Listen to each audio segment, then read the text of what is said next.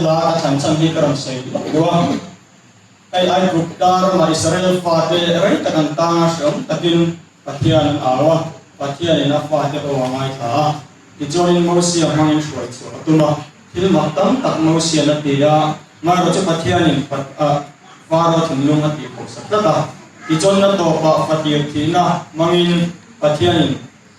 ai guptar na da mi te shoi atuma ni chu ta jon pathian in Israel fate ne na kalhen ko tin mang turani atia Ijuanin ju kalen kucu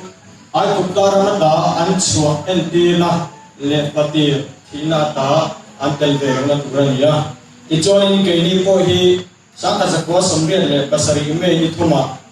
pathianin ai kuptara da min shwai chuka kanam ram lam in panpuya voini thengin min shwai zelan ju min shwai chuan ni kalen ku chu alom na zanina kanon thangania helahi kan lo bang te thuan oyan zai thiam khop maya zanina po ta kam lo ngai thak sak tur khan kan han som cheu ani